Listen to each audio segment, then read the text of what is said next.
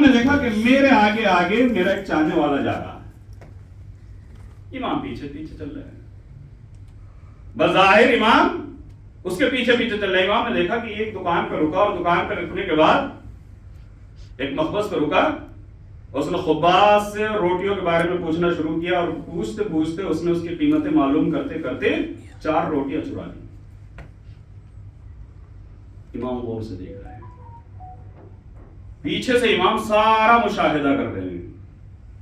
اب اسے یہ ہے کہ مجھے کوئی دیکھ نہیں رہا ہے، 4 روٹیاں اس نے چرائی، اور 4 روٹیاں اس نے اپنے بیگ میں رکھنے کے بعد میٹھی میٹھی باتیں کرنے کے بعد اس نے سوچا کہ اسے لینی نہیں ہے، اب یہ بھی خدا حافظ کر کے چل دیا، اور یہ سوچ رہا ہے کہ کسی نے مجھے دیکھا نہیں ہے، لیکن امام نے اسے دیکھ لیا۔ ہوا کہ کہیں ایسا تو نہیں کہ یہ بھوکا ہو کہ ایک دن سے اور اس میں 4 روٹیاں۔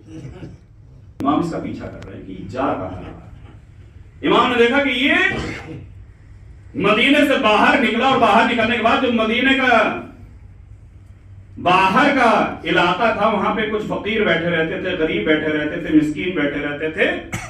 یہ وہاں پہ پہنچا، اور پہنچنے کے بعد اس نے یہ 4 روٹیاں فقیروں میں تقسیم کر دی۔ امام کو اور زیادہ تعجب ہوا، امام نے سمجھ لیا کہ یہ بھوکا نہیں ہے، اگر اسے بھوک ہوتی تو یہ 4 روٹیاں اسے کھانی چاہیے تھی، لیکن یہ 4 روٹیاں چرا کے لایا ہے، اور چرا کے لانے کے بعد اس نے فقیروں میں تقسیم کر دی۔ امام آگے بڑھنے کے بعد امام نے اس کا ہاتھ پکڑ لیا۔ امام نے کہا کہ بھائی کیا کر رہا ہے؟ تو اس نے کہا کہ مولا خیرات کر رہا ہوں۔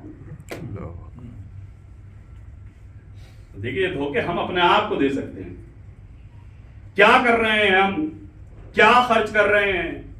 ان کے نام پہ جتنا لٹانا ہے لٹائیں، لیکن کون سا لٹائیں اور کہاں پہ خرچ کریں، کس طریقے سے خرچ کریں، وہ سب شرائط ہے۔ امام نے ہاتھ کو پکڑا، اور ہاتھ کو پکڑا تو اس نے فخر سے کہا کہ مولا خیرات کر رہا ہوں۔ تو مولا نے کہا کہ میں نے صرف تیری خیرات نہیں دیکھی، میں نے یہ بھی دیکھا ہے کہ تو نے یہ 4 روٹیاں فلاں مخبز سے چرائی ہے، فلاں دکان سے چرائی ہے۔ اب یہ تھوڑا سا سہما کہ آپ نے وہاں بھی دیکھ لیا، کہاں میں تو تیرے پیچھے پیچھے۔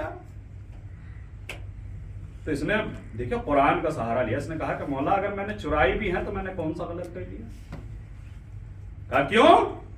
کہ اس لیے کہ مولا قرآن سورہ انعام کی اس نے آیتیں پڑھی مولا کے سامنے، اللہ اکبر۔ جب انسان گمراہ ہوتا ہے تو قرآن سے بھی گمراہ ہو جاتا ہے، عزاداری سے بھی گمراہ ہوتا ہے۔ جب گمراہ ہوتا ہے، جب آل محمد کی فکر کو چھوڑ دیتا ہے تو یہی جنت گمراہ کر دیتی ہے، یہی عزاداری گمراہ کر دیتی ہے، یہی مجلسیں بھی گمراہ کر دیتی ہیں، یہی نمازیں بھی گمراہ کر دیتی ہیں۔ قرآن کا سہارا اس نے اہل بیت کے مقابلے میں لیا۔ کہا مولا آپ نے قرآن میں نہیں پڑھا؟ اب امام سے کہہ رہا ہے کہ مولا قرآن کہہ رہا ہے۔ کہا کہاں کہہ رہا ہے؟ کہا سورہ انعام میں، قرآن مجید کا 6واں سورہ۔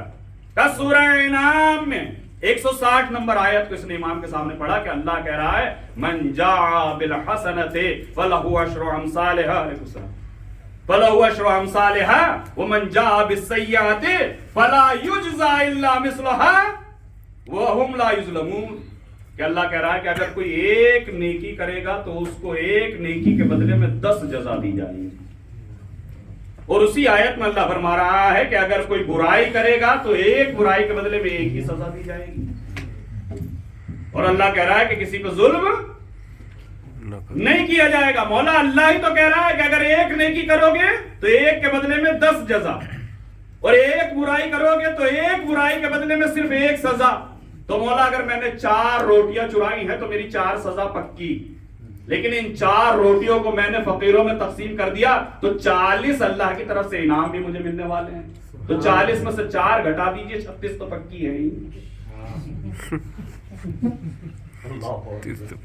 امام کو قرآن سنا رہا ہے، امام کو میتھمیٹکس بتا رہا ہے، امام کو حساب بتا رہا ہے۔ ہم یہی تو کرتے ہیں جب مولوی نماز کی باتیں کرنے لگتا ہے اور بے نمازیوں کو جہنم کا راستہ دکھاتے ہیں تو پھر ہم اہل بیت کی حدیثیں لے کے آتے ہیں کہ فاطمہ نے کہا جب تک ایک ایک عزادار نہ چلا جائے گا، واہ واہ واہ واہ، ایک ایک آنسو پہ جنت ہے، تو واقعی یہ وعدے جنت کے سچے ہیں۔ امام نے فرمایا یہ جو تو کہہ رہا ہے کہ اللہ نے فرمایا ہے کہ ایک نیکی کرو گے تو ایک نیکی کے بدلے میں 10 جزا، ایک برائی کرو گے تو ایک برائی کے بدلے میں ایک سزا، تو نے 4 روٹیاں چرائی، تیری 4 سزا پکی، اور 4 روٹیوں کو تو نے فقیروں میں تقسیم کر دیا، لہذا تجھے امام نے فرمایا 40 نیکیاں ملنے کے لیے ان نیکیوں کا قبول ہونا شرط ہے یا نہیں؟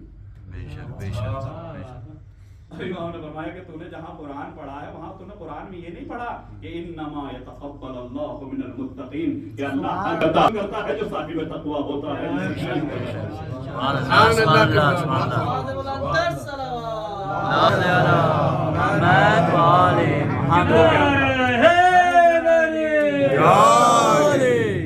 یہ ہم کتنی بری نسبت دیتے ہیں اہل بیت علیہ السلام کی طرف۔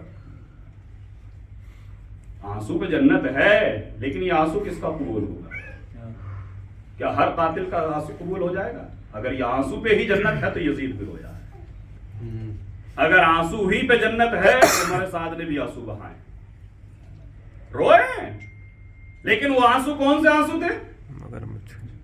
جو پچھتایا تو ہے مگر توبہ کی طرف نہیں آیا۔ اگر گناہوں کو چھوڑتا، اگر گناہوں کو چھوڑ کے حسین کی طرف آتا تو حسین تو آخر وقت تک کہہ رہے تھے کہ اب بھی تمہارے لیے جنت کے دروازے کھلے ہوئے، اب بھی رحمت الہی تمہارا انتظار کر رہی ہے، اب بھی آ جاؤ۔ تو یہ جو وعدے ہیں ان حدیثوں کو جھوٹا نہیں کہا جا سکتا، یہ سب حدیث سچی ہے، یہ اماموں کی زبانوں سے نکلے ہوئی رونے جیسی شکل بنا لے، اگر یہ شکل قبول ہو جائے تو واقعی جنت ہے، اگر یہ آنسو قبول ہو جائے تو واقعی جنت ہے، اگر یہ نوحہ قبول ہو جائے تو واقعی جنت ہے، اگر یہ لمحے بھر کی عزاداری قبول ہو جائے۔ آج ہی میں روایت میں پڑھ رہا تھا کہ آیت اللہ مراشی، کتنے بڑے آیت اللہ، جنہوں نے ساری زندگی حرم معصومہ میں نماز صبح جماعت پڑھائی، حتیٰ یہ کہ اپنی نماز شب بھی وہاں پہ پڑھی۔ وہاں ماحول کیا تھا؟ ایران میں آج بھی یہ ماحول ہے کہ روزے